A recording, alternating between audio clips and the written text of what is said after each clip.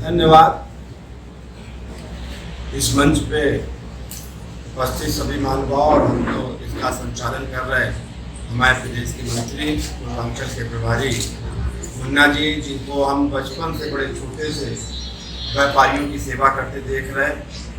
वाकई पूरे प्रदेश में एक व्यापार मंडल के लिए रोल मॉडल के रूप में हम जिसकी हर जगह चर्चा करते हैं, ऐसे हमारे हम ये केवल इसलिए नहीं कि ये केवल हमारे गोरखपुर के जिला अध्यक्ष, कोई भी इतना फॉर्म इतना सरल मेयर हमें नहीं लगता उत्तर प्रदेश में कोई दूसरा होगा। ऐसे हमारे मेयर साहब, हमारे जिला अध्यक्ष जयसवाल जी, और वाकई जैसा हमारे उपाध्यक्ष जी ने बताया कि लगातार उपाध्यक्ष के रूप में कार्य कर रहे हैं और हमेशा संगठन के प्रति एक अच्छा दृष्टिकोण रखते हैं। मल्ले जी, कन्हैया लाल जी यहाँ पे मौजूद हैं, बैजनाथ जी, हमारे बजाज जी, कुशीनगर हमारे यहाँ से खलीलाबाद से आए हुए सत्यनारायण जी, बहुत लंबे अरसे से हम देखते हैं कोई व्यापार मंडल की पहले कोई ऐसी मीटिंग नहीं होती थी जिसमें वो ना रहे। इधर थोड़ा हमें लगता है स्वास्थ्य के कारण नहीं आ पा रहे। शुक्ला जी महाराजगंज से उपस्थित, जब महाराजगंज में हमें लगता था कि कोई हमको चाहिए तो एक हमारे साथी आए प्रमोद जी, और आज महाराजगंज में जब कन्हैया जी, वर्मा जी सब लोग मिले तो एक कारवां बन गया। ऐसे हमारे प्रमोद जी, देवरिया से आए सभी युवा नगर अध्यक्ष ओमर जी, शक्ति गुप्ता जी भी आ गए हैं, उनका भी बहुत बहुत स्वागत है। और यहाँ पे उपस्थित व्यापारी बंधुओं, मनीष जी, हम देख रहे हैं सुबह से एक कार्यकर्ता की तरह कहीं एक जगह नहीं बैठे हैं, कार्यकर्ता की तरह कार्य कर रहे हैं। निश्चित रूप से समय की एक सीमा होती है और मेयर साहब को मुझे कहीं जाना भी है, हमको भी कहीं आगे जाना है, क्योंकि आजमगढ़ और आजमगढ़ के बाद बनारस तक जाएंगे। कोरोना काल ने पूरे विश्व में पूरे समाज को बड़ा नुकसान किया और हमें लगता है व्यापार मंडल के लिए तो वो क्षति हुई है जिसके बगैर हम लोग कभी सोच भी नहीं सकते थे कि व्यापार मंडल उनकी छत्र छाया के बगैर चलेगा। हम लोग केवल उनके नाम लेकर के बड़े से बड़ा काम कर देते थे, बड़े से बड़े आंदोलनों में, बड़े कार्य करने में हम सब लोग, हमें लगता था कि पीछे एक ऐसा हम लोगों के हाथ है जिस हाथ का सहारा लेकर के हम सब लोग कोई भी बेतरनी पार कर जाएंगे। लेकिन काल की ऐसी गति कि वो हम लोगों के बीच में नहीं रहे। बड़ा हुआ खो का माहौल था, सब लोगों को बड़ा असमंजस था कि अब इस व्यापार मंडल का क्या हो।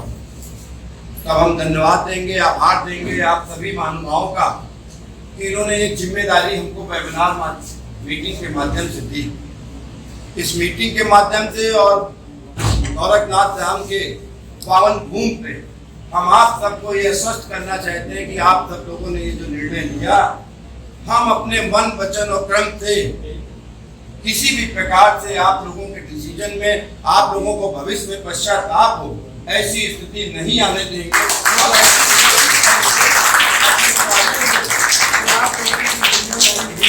इसका निर्वाह तन मन धन से पूरे योग के साथ में करें।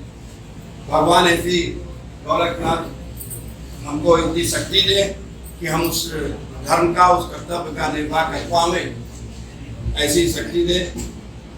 बहुत विकट स्थिति हुई कोरोना, ये पूरे प्रदेश का दौरा चल रहा है, संगठन का चुनाव के नाते भी चल रहा है, संगठन को मजबूत करने के नाते भी चल रहा है। लेकिन कोरोना के बाद जो स्थितियां हम लोगों को देखने में मिली, हम हरदोई गए, वहां पे एक महिला के से मिलने गए, उसके ससुर और पति दोनों नहीं गए, केवल एक बच्चा है जो 12th में पढ़ रहा है, उसके यहाँ काम करने वाला कोई नहीं।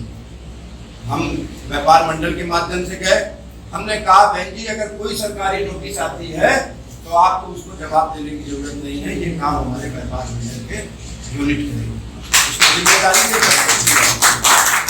प्राया हर एक शहर में 2, 3, 4, 6 परिवार ऐसे हैं जिनके यहाँ व्यापार को कोई संभालने वाला नहीं बचा। तो हम व्यापार मंडल को अब आगे आ करके उन परिवारों की मदद, हालांकि सरकार भी कुछ कर रही है, लेकिन वो परिवार तो पाल सकती है, वो काम तो कर सकती है, लेकिन सरकारी नोटिस आएगा तो उसके बारे में घरेलू महिलाएं कुछ नहीं जानती। तो उसको हमें आगे बढ़ के जिम्मेदारी लेनी है। जहां तक बात आई कार्यालय की, निश्चित रूप से आज में बड़ा अच्छा लग रहा है। देखिए कौशल जी लगे हुए हैं, मनीष जी लगे हुए हैं। सोशल मीडिया का जमाना है और सोशल मीडिया हम सब धन्यवाद देंगे योगी जी को, मोदी जी को। हमारी कई मांगे जो शायद पहले हम लोग मांगे बनवाने के लिए बड़े बड़े आंदोलन, धरने, प्रदर्शन किया करते थे, अब सोशल मीडिया के माध्यम से और दूरभाष से बात करने के माध्यम से ही निपट जा रहे हैं। अभी 2 दिन पहले इस संगठन ने मांग उठाई थी कि शनिवार का लॉकडाउन खत्म हो। बाकायदा हमने लेटर दिया था, वो सोशल मीडिया में चल रहा है और वो लॉकडाउन खत्म करने का कार्य। तो अब इसको हथियार के रूप में हमको आगे लेना। माननीय मेयर साहब यहाँ पे मौजूद हैं।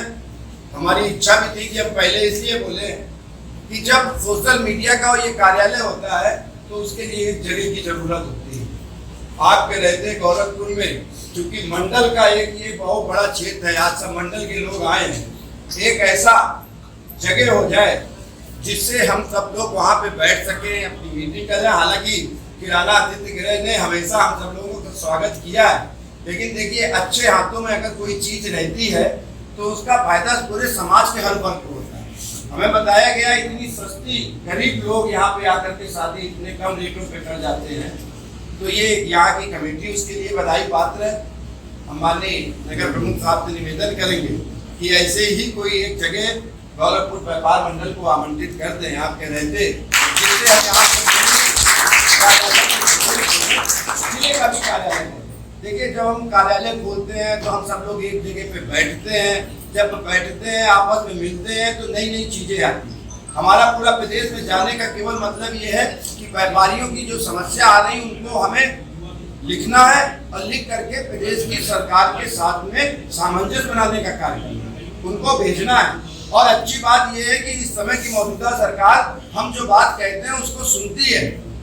ये आप लोगों की ताकत है कि इतने कोरोना काल में जब मुख्यमंत्री एक एक दिन में 2-2, 3-3 जिले के दौरा कर रहे थे, आपके व्यापार मंडल ने समय मांगा और 3 दिन के अंदर माननीय मुख्यमंत्री जी ने समय दे दिया। तो समय कोई मुकुंद मिश्रा को नहीं दिया, समय उस संगठन को दिया। उनके पास एलआईओ जाती है और ये भी जाता है कि किस संगठन में कितनी ताकत है, किसको समय देना चाहिए, किसको समय नहीं देना चाहिए। तो इस प्रकार के अगर कार्यालय बनेंगे, अभी जब मीटिंग नहीं शुरू हुई थी तो कौशल जी ने एक चीज पूछा कि आम व्यापारी कैसे जुड़े। देखिए हम लोग करोड़ों का व्यापार कर सकते हैं, करोड़ों का व्यापार कर सकते हैं, लेकिन जब ऑनलाइन फार्म कोई बनाने की बात आती है तो हम लोगों के पसीने छूट जाते हैं और हम लोग वकील के पास जाते हैं या चार्टर्ड अकाउंटेंट के पास जाते हैं। तो अगर हमारा एक कार्यालय बनाओ जिसमें हम पूरे टाइम के लिए नहीं, केवल 4 से 6 2 घंटे के लिए एक साइबर स्पेशलिस्ट लड़का को बाकायदा वेतन दे करके रखें और आम व्यापारियों को बतावें कि अगर ऑनलाइन फॉर्म भरवाना हो, कोई नोटिस आई हो, उसका जवाब देना हो तो 4 से 6 मेरे कार्यालय में चले जाओ, वहां पे लड़का है। क्योंकि हम वकील किए जाते हैं, वकील भी उसमें कुछ नहीं करता है, वो भी उसी लड़के को जो उसने अप्लाई में कर सकता है उसी को आगे दे देता है। तो क्या ये हम व्यापार मंडल के थ्रू ऐसा कार्य नहीं कर सकते? अगर हम ऐसा कार्य करेंगे तो आम व्यापारी हमसे जुड़ेगा, और जब आम व्यापारी हमसे जुड़ेगा, क्योंकि कल मंत्री मुन्ना जी ने एक चीज कही कि अब तो युवा पूछते हैं व्यापार मंडल से क्यों जुड़े, सीधे पूछते हैं।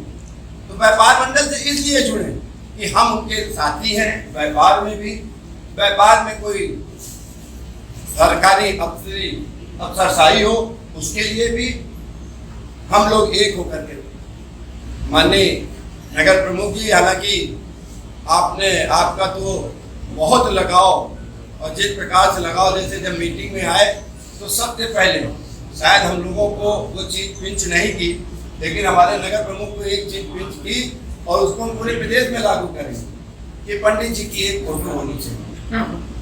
ये आते ही हमारे नगर प्रमुख जी ने आकर के मुन्ना जी से कहा और मुन्ना जी ने भी कहा कि नहीं, अगली बार से आपको वहां पे एक फोटो मिलेगी। उसी क्रम में निवेदन है कि लखनऊ की हमारी मेयर साहिबा ने ताल कटोरा रोड को श्याम बिहारी मिश्रा रोड कर दिया। क्या बात। और एक ऐसा हो रहा है, और मुजफ्फरनगर में भी हो रहा है, और गोरखपुर में तो आप उनके भाई के रूप में, छोटे भाई के रूप में खुद ही मौजूद है यहाँ पे। तो यहाँ पे भी एक कोई प्रमुख चौराहा और कोई रोड हमारे अगर अध्यक्ष जी के नाम पे होगी तो सदियों तक एक चीज याद रहेगी कि व्यापारियों के लिए एक सेवक कोई निकला था और वो सदियों तक चलेगी। तो ये भी हम आपसे इस सदन के माध्यम से आपसे निवेदन करते हैं कि गोरखपुर में भी इस प्रकार का सड़क की एक घोषणा की जाए। और भी कई बातें हैं, बहुत सी समस्याएं वेबिनार के माध्यम से माननीय मंत्री जी के तक पहुंचाई गई हैं। अभी माननीय जब मुख्यमंत्री जी से मिलने गए थे तो उन्होंने एक बात कही थी कि ज्यादा से ज्यादा व्यापारी जीएसटी में रजिस्ट्रेशन करावें। हमने कहा था माननीय मुख्यमंत्री जी, व्यापारी खुद ब खुद जीएसटी में रजिस्ट्रेशन कराएगा अगर थोड़ी सी उसकी बातें मान ली जाए। उन्होंने कहा बताइए। हमने कहा आप 10 लाख का दुर्घटना बीमा दे रहे हैं, बधाई के बात नहीं होगी जी, पहले 5 लाख था उसको 10 लाख किया। लेकिन ये जो दुर्घटना बीमा है ये एक जनरल बीमा हो जाए, हमारे यहाँ आग लग जाए, चोरी हो जाए, वो भी उसमें कवर हो तो व्यापारी प्राइवेट से ना करा के सोचेगा जीएसटी में रजिस्ट्रेशन करा ले, हमें इसका फायदा मिलेगा। स्वास्थ्य बीमा 5 लाख का मेडिक्लेम एक तरीके से सरकार सब गरीबों को दे रही है। तो जब सब गरीबों को दे रही है तो जीएसटी में रजिस्टर्ड सारे व्यापारियों को स्वास्थ्य बीमा का लाभ मिले।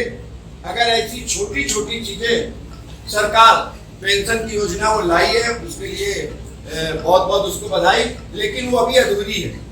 व्यवहारिक रूप से पेंशन की योजना व्यापारी को सही नहीं है, क्योंकि उन्होंने कहा है 40 साल के नीचे के व्यापारी। तो हमें नहीं लगता है कि व्यवहारिक रूप से 40 साल के नीचे का कोई व्यापारी, हमें लगता है 70% तो ऐसे ही कट जाएंगे, 80%, क्योंकि हम सब लोग ऊपर के ही हैं। तो उसका लाभ पेंशन योजना का नहीं मिल रहा है, उसको और व्यवहारिक बनाया जाए। चूंकि मल्ल जी भी यहाँ पे मौजूद हैं, आप भी मौजूद हैं और सरकार के करीबी आप तो सांसद के प्रतिनिधि के तौर पे अगर चारों तरफ से इस प्रकार की डिमांड जाएंगी तो यही एक समय है जिसमें व्यापारी समाज ज्यादा से ज्यादा गवर्नमेंट से ले सकता है। चुनाव सर पे खड़ा है, व्यापारियों का साथ चाहिए और व्यापारियों का साथ रहेगा भी, इसमें भी कोई दो राय नहीं है। क्योंकि हमें पता है कि कोरोना को जिस प्रकार से योगी जी ने डील किया पूरे उसमें, उसको ट्रैक कर करके एक एक दिन में 2-2, 3-3 जिले जाना, ये वाकई और किसी मुख्यमंत्री के बस की बात नहीं है। केवल ये योगी जी ही कर सकते हैं। जिस प्रकार से समाज भयमुक्त हुआ है ये केवल योगी जी ही कर सकते थे। इसलिए सरकार तो यही आएगी, लेकिन हम लोग कैसे ज्यादा से ज्यादा चीजों को ले सकते हैं। ये सब चीजें आज की तारीख में हमारी दुकानों में आग लग जाती है तो सरकार के पास कोई एक ऐसी स्कीम नहीं है जिससे हम लोगों को भरपाई कर सके। अगर सरकार चाहे तो भी नहीं कर सकती, क्योंकि उसके पास स्कीम भी नहीं। जितने भी लाइसेंस हों वो सारा आजीवन हो। हमने फूड विभाग का लाइसेंस लिया, अगर हम मिलावट करते पकड़े गए तो सस्पेंड करने का अधिकार तो उनके पास हमेशा रहता ही है। हमें 2 साल का लाइसेंस मिल गया, हम 6 महीने में मिलावट करते हुए पाए गए तो हमारा लाइसेंस सरेंडर कर देंगे। तो क्यों ना वो लाइसेंस आजीवन पहले से ही बनाते हैं।